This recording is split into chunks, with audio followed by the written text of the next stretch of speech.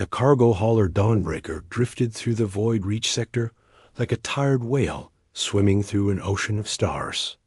Yarrick Moss sat in the pilot's seat, his boots propped up on the console, watching asteroid debris float past the viewport. His coffee had gone cold an hour ago, but he drank it anyway. This was his life now, hauling medical supplies and construction materials to frontier colonies, alone except for the hum of the engines and the occasional distress beacon that usually turned out to be space junk. Yarrick was 32 years old, with dark hair that never quite stayed in place and a face that women used to call handsome before he spent 5 years flying solo routes. He'd chosen this life after his military discharge, preferring the silence of space to the noise of crowded stations. Out here, nobody asked questions. Nobody expected anything from him except deliveries on time. The scanner beeped. Yarrick glanced at it without much interest. Probably another piece of wreckage from the recent skirmishes near the Dalton Belt. War between the colonial factions had left debris fields scattered across half the sector.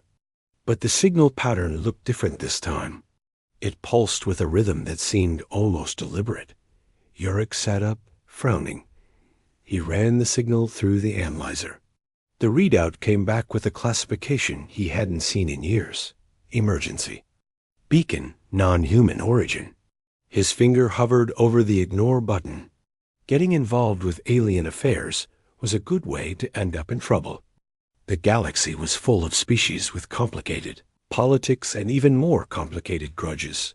But something made him change course. Maybe it was boredom. Maybe it was the last thread of the person he used to be, the young soldier who joined the military to help people.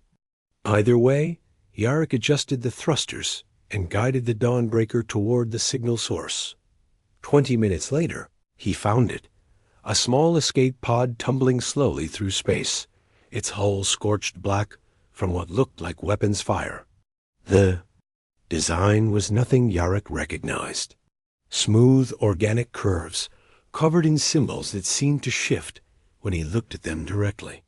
The pod was beautiful in a way that human engineering never quite managed.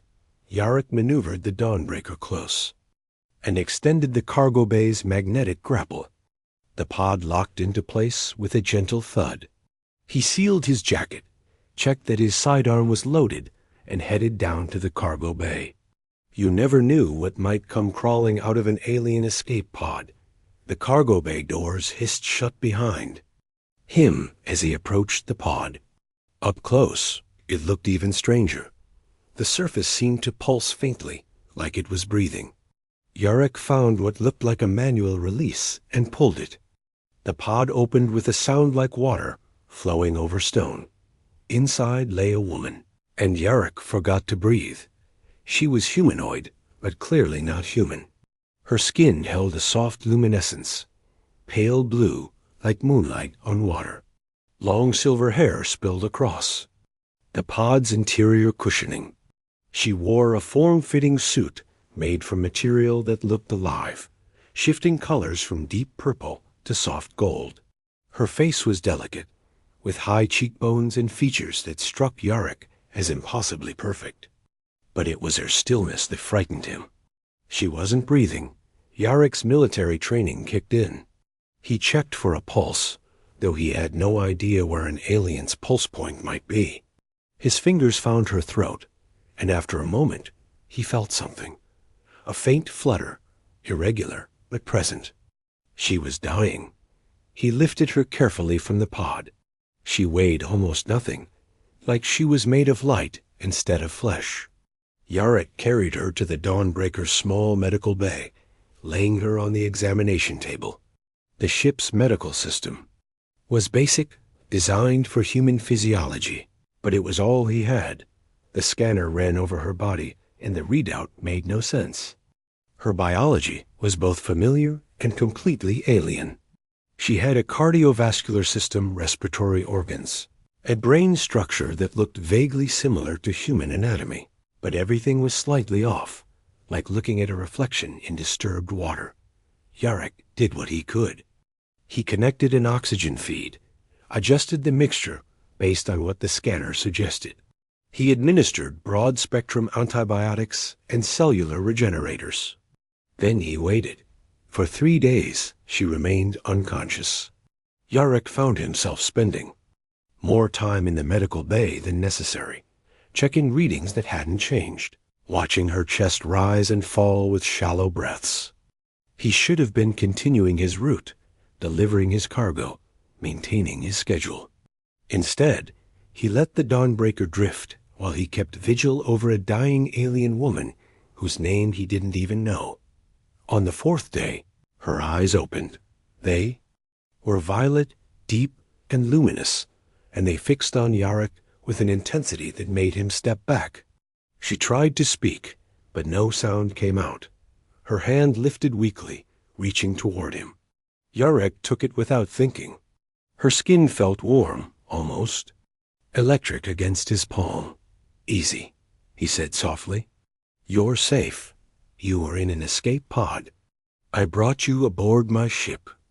She stared at him, her violet eyes searching his face like she was reading something written there. Then she spoke, her voice barely a whisper, in perfect English that nevertheless carried an accent he couldn't place. "You are Yarek Moss." He blinked. "How do you know my name?" "Your genetic signature," she whispered. "The choosing has identified you. I am Siphon, last daughter of Taraxia. And you have been selected." "Selected for what?" Siphon's eyes closed briefly, as if gathering strength. When they opened again, they held something that looked like sorrow mixed with hope. "To help me rebuild my species. To become the father of a new Taraxian civilization. The choosing does not err, Yarek Moss. Our DNA is compatible in ways that occur only once in 10,000 generations. I was sent to find you." Yarek let go of her hand and stepped back. "I think you've got the wrong guy. I'm just a cargo pilot. I don't know anything about alien genetics or rebuilding civilizations. You need doctors, scientists." "I need you," Siphon said simply. "Without you, my people end forever. The war destroyed Taraxia. I am the only survivor. But the ancient protocols, embedded in my biology, led me to you across light years of space. We are matched, Yarek Moss, paired by forces older than either of our species." Yarek ran a hand through his hair, his mind racing. This was insane. He'd rescued her thinking she was just another refugee, another victim of the endless conflicts that plagued the galaxy. Now she was telling him he'd been chosen, selected by alien technology or biology or whatever, to help repopulate an entire species. "I need time," he said finally, "to think about this, to understand what you're asking." Siphon nodded slowly. "Time is something we have little of, but I will wait. For you, Yarek Moss, I will wait." She closed her eyes again, exhausted by the brief conversation. Yarek left the medical bay and returned to the cockpit, staring out at the stars that suddenly seemed full of impossible questions. His simple life had just become infinitely complicated, and he had no idea what to do next. Over the next week, Siphon grew stronger. Her recovery was remarkable, almost miraculous by human standards. The luminescence of her skin brightened, and she began moving around the ship with a grace that reminded Yarek of dancers he'd seen in the capital stations. She was mesmerizing to watch, every movement fluid and purposeful. Yarek tried to maintain his routine, plotting courses to nowhere in particular, while he figured out what to do. His cargo deadline had already passed. The company would find him, maybe terminate his contract. None of it seemed to matter anymore. His entire world had narrowed to the Dawnbreaker and the alien woman who claimed he was destined to save her species. Siphon spent hours in the observation deck, staring at the stars. Yarek found her there one evening, her silver hair floating slightly in the low-gravity setting she preferred. She wore a simple shirt and pants he'd given her, human clothes that somehow looked elegant on her frame. Tell me about Taraxia, Yarek, sighed, sitting down beside her. If I'm supposed to help rebuild your civilization, I should know what it was. Siphon turned to him, and in the starlight, her violet eyes seemed to hold entire galaxies. Taraxia was beautiful, she began, her voice soft with memory. Our world orbited twin stars, so we never knew true darkness. The cities grew from living, crystal that sang when the wind passed through them. We were an old people, Yarek, older than humanity by millions of years. We had moved beyond war, beyond hunger, beyond most of the struggles that young species face. What happened? Yarek asked.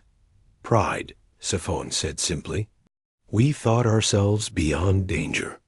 When the Ravagers came from the dark spaces between galaxies, we were unprepared. They consumed worlds, breaking them down into raw materials for their hive ships. Taraxia fell in 3 days. The Elders had just enough warning to activate the ancient protocols. She stood and walked to the viewport, pressing her palm against the transparent material. Our people once spread across 100 worlds. We shaped planets and guided evolution on a dozen species. But we grew complacent. Our birth rate had declined over millennia. When the attack came, there were only millions of us left, not the billions we once numbered.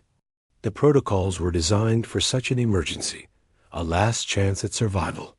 These protocols, Yarek said carefully. They chose me. How? Siphon turned to face him. Our ancestors were masters of genetic science. They mapped the evolutionary potential of thousands of species across the galaxy.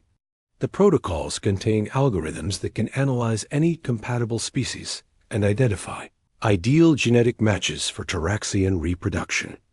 When I entered your sector of space, the protocol scanned every human within range. Out of billions of your people, you were the match. Yarek felt his throat go dry. There has to be others. You can't tell me I'm the only human compatible with your species.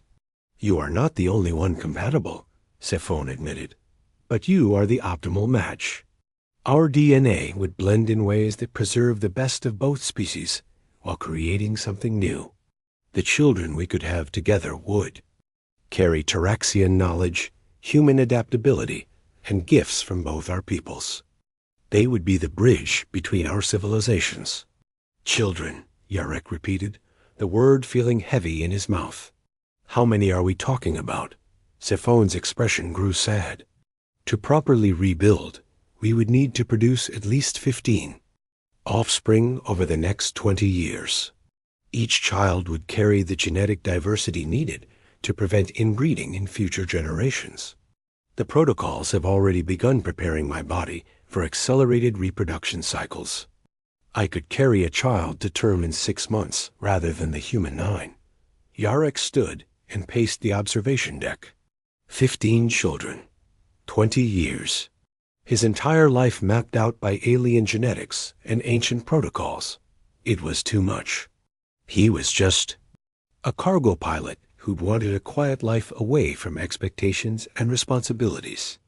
What if I say no? He asked quietly. Siphon met his eyes without flinching. Then the Taraxian species ends with me. I will live out my days knowing I failed my people. The protocols will eventually shut down my reproductive system, and I will age and die like any other being. There are no other Taraxians left, Yarek. No other females who survived. I am the last. The weight of that statement hung in the air between them. Yarek thought about what she was carrying, the burden of being the final hope for an entire civilization. He couldn't imagine that kind of pressure. Why me? He asked. I'm nobody special. I was an average soldier, an average pilot. I've spent the last 5 years running away from any kind of meaningful connection. What makes me the right person for this? Siphon crossed the deck to stand in front of him. She was tall, nearly matching his height, and up close he could see flecks of gold in her violet eyes. The protocols do not choose based on accomplishments or status. They choose based on genetic compatibility, yes, but also on something deeper. Potential, character, the essence of what makes a being who they are. She reached up and placed her hand over his heart. Yarek felt warmth spread from the contact, like standing in sunlight after a long winter. You saved me when you had every reason to ignore the beacon, Siphon continued. You cared for me when I was dying, though I was a stranger. You ask questions and seek to understand rather than simply reacting. These qualities matter more than you realize. The protocols saw in you someone who could be a true partner, not just a genetic donor. Yarek covered her hand with his own. I'm scared, he admitted.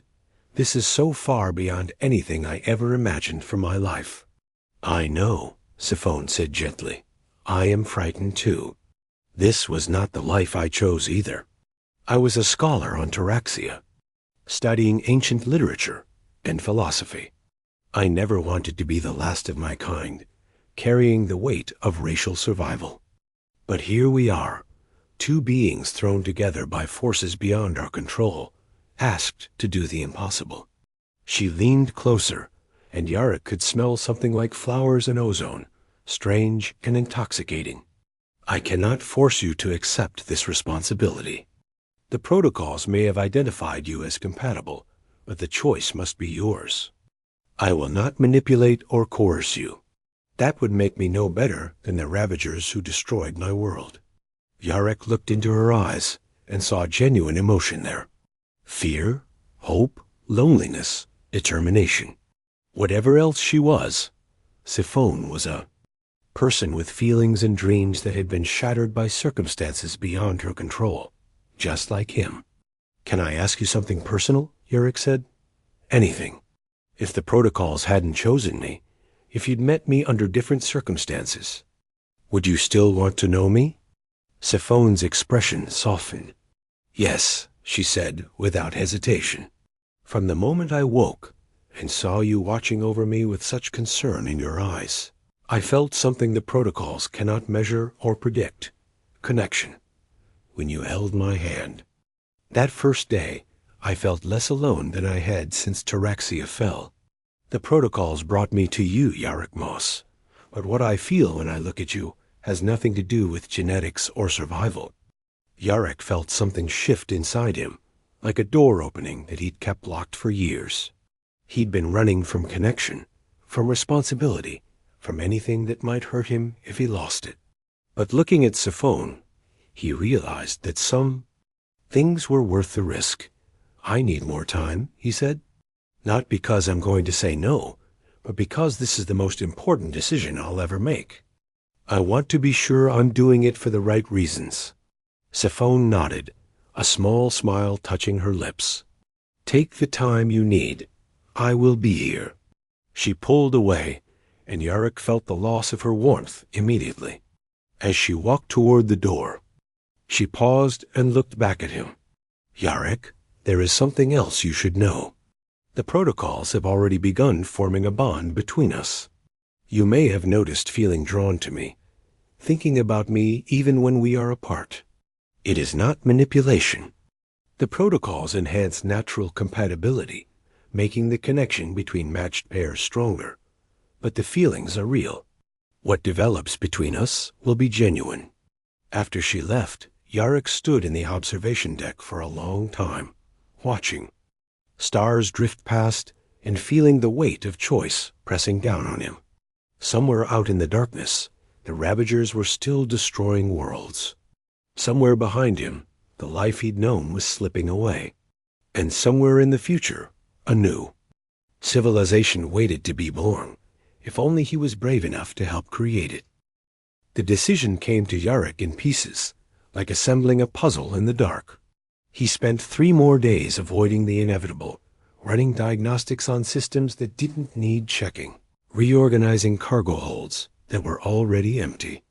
But every time he turned around, Siphon was there, not pushing or demanding, just existing in his space with quiet grace that made the ship feel less empty than it had in years. On the 4th morning, Yarek found her in the small galley preparing. something that looked like tea but smelled like thunderstorms. She'd learned to navigate the human food synthesizers, though she admitted most Earth cuisine tasted strange to her palate. Her own people had consumed nutrient compounds that the body absorbed directly, rarely eating for pleasure. "I've been thinking," Yarrick said, accepting the cup she offered him. The liquid inside swirled with colors that shouldn't exist in beverages. "About what happens after. If I agree to this, if we really do try to rebuild your species, what does that look like? Do we just drift through space forever, having children on a cargo hauler?" Siphon sat across from him, cradling her own cup. "The protocols include coordinates to several sanctuary worlds, places the elders identified as safe zones far from the major travel routes. One of them is 3 weeks away at standard acceleration. It has breathable atmosphere, liquid water, an ecosystem compatible with both Terraxian and human biology. We could build a home there." "A home?" Yarrick repeated, tasting the word. He hadn't had a real home since childhood, before his parents died in a colony attack. The military barracks didn't count, and the Dawnbreaker was just a ship. And the children? What happens when there are 15 of them? How do we raise an entire new species? "Together," Siphon said simply. "The protocols will provide guidance, but ultimately we create our own path. Our children will be neither fully Terraxian nor fully human. They will be something new, carrying the best of both species. They will need parents who can teach them about both heritages, who can love them not as genetic experiments, but as individuals." Yarrick sipped the strange tea. It tasted like starlight and stone, if those things had flavors. "What about when they grow up?" 15 people can't sustain a civilization. The protocols account for this," Siphon explained. "Our children will have extended lifespans, possibly several centuries. They will have time to seek out other compatible individuals from among humanity. The genetic diversity we create in the first generation will allow them to safely reproduce with humans, gradually spreading Terraxian traits through humanity while maintaining stability. In 1,000 years, there could be millions with Terraxian heritage. So we're not just rebuilding your species," Yarrick said slowly. "We're creating a hybrid civilization, changing humanity itself." Siphon met his eyes. "Yes, that is the deeper truth of the protocols. The elders foresaw that Terraxia might fall, but they also believed our knowledge and abilities should not vanish from the universe. By blending with a younger species, we ensure that Terraxian wisdom survives, while humanity gains gifts that will help it thrive among the stars. It is symbiosis on a civilizational scale." Before Yarrick could respond, the Dawnbreaker's proximity alarm screamed to life. He bolted to the cockpit with Siphon close behind. The tactical display showed 3 ships decelerating from faster-than-light travel, their signatures matching nothing in the commercial databases. "Ravager scouts," Siphon whispered, her face going pale. "They must have detected the escape pods." "Signature, they are hunting me." Yarrick's hands flew across the controls, plotting an emergency acceleration vector. "Hold on. This old hauler has more speed than she looks." The Dawnbreaker lurched forward, engines screaming as Yarrick pushed them beyond recommended limits. Behind them, the 3 Ravager ships adjusted course with terrifying precision. They were sleek and black, shaped like insects made of metal and malice. "They're faster than us," Siphon said, watching the tactical display. "We cannot outrun them." "Then we outthink them," Yarrick replied. His military training flooded back, years of combat tactics and survival instincts sharpening his focus. He'd been an average soldier, maybe, but he'd been a damn good pilot. "There's an asteroid field ahead, dense enough to hide in. If we can lose them in there, we might have a chance." The Dawnbreaker plunged into the asteroid field at speeds that made the ship's frame groan. Yarek wove between tumbling rocks the size of cities, his hands steady on the controls, despite sweat running down his face. Behind them, the Ravagers followed with mechanical persistence. Siphon gripped her seat, her violet eyes wide. Yarek, if they capture me, they will not kill me immediately. They will study me, extract the protocols from my genetic code. They could use that information to hunt down other species with compatible genetics, destroying them before they can. Threaten the Ravagers' expansion. They're not getting you, Yarek said flatly. He spotted what he was looking for, a massive asteroid with deep canyons cutting across its surface. I need you to trust me. Can you do that? Yes, Siphon said without hesitation. Yarek dove into one of the canyons, the Dawnbreaker's hull scraping against rock walls. The passage was barely wider than the ship. Behind them, 2 Ravager scouts followed, while the third circled above. Yarek's heart hammered as he navigated the twisting passage, every instinct screaming that they were going too fast. The turn's too sharp dot, Benny saw it. The canyon split into 3 branches. Yarek made his choice in a split second, taking the middle route and killing the engines completely. The Dawnbreaker went dark, momentum carrying them deeper into the lightless passage dot in the cockpit. Emergency lighting cast red shadows across Siphon's face. They floated in silence, barely breathing, as the Ravager ships passed overhead. One entered the left canyon. Another took the right. The third continued searching above. How long do we wait? Siphon whispered. Until they give up or we die. Yarek replied. Whichever comes first. Hours passed in the darkness. Yarek's muscles ached from tension. Beside him, Siphon remained perfectly still, though he could feel her fear like electricity in the air. Finally, the sensor display showed the Ravager signatures moving away, expanding their search pattern to other areas of the asteroid field. Yarek waited another hour before restarting the engines at minimal power. He guided the Dawnbreaker out of the canyon using only maneuvering thrusters, making no sudden moves that might register on long-range scans. When they finally cleared the asteroid field, he set course for the nearest jump point and engaged the faster-than-light drive. Only, when the stars stretched into lines and they entered the safety of FTL travel, did Yarek allow himself to breathe. His hands were shaking. Siphon reached over and took one, steadying it with both of hers. You saved us, she said softly. You saved me again. Yarek looked at their joined hands, human and Taraxian, different, but somehow fitting together perfectly. In that moment, he realized something fundamental had shifted inside him. He'd spent 5 years running from connection, from responsibility, from anything that mattered. But sitting here with Siphon, having just risked his life to protect her, he felt more alive than he had in years. The sanctuary world, he said, set course for it. Let's go build that home. Siphon's face transformed with hope so bright it hurt to look at. You are certain? This is not a choice made from adrenaline or fear. I'm certain, Yarek said. The Ravagers aren't going to stop hunting you. The galaxy isn't going to get any safer. If we're going to do this, if we're going to create something new and beautiful in the middle of all this darkness, we need to. Do it now. Besides, he added with a small smile, I'm tired of running. Maybe it's time to build something instead. Siphon leaned forward and kissed him. It was gentle and tentative, nothing like the passionate encounters in cheap romance stories. It tasted like starlight and possibility, like the first breath after drowning. When they broke apart, Yarek saw tears on her cheeks, but she was smiling.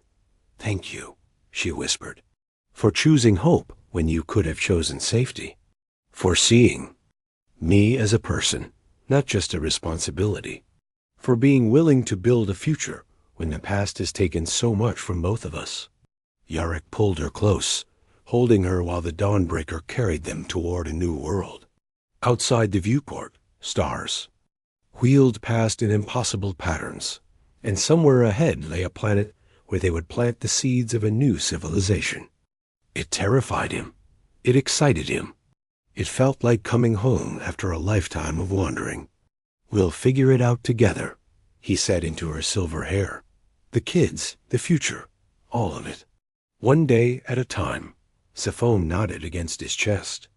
"One day at a time," she agreed. 3 weeks later, the Dawnbreaker entered orbit around a world of green oceans and purple forests. Yarek and Sifon stood together in the observation deck, watching the planet turn below them. Somewhere down there was a valley the protocols had identified as ideal, with fresh water and fertile soil and shelter from storms. They would land tomorrow and begin building their home. The first child would come within a year, the protocols promised. More would follow. The work ahead was enormous, perhaps impossible. But standing there with Sifon's hand in his, watching a new world, spinning beneath them, Yarek felt something he hadn't felt in years. He felt ready.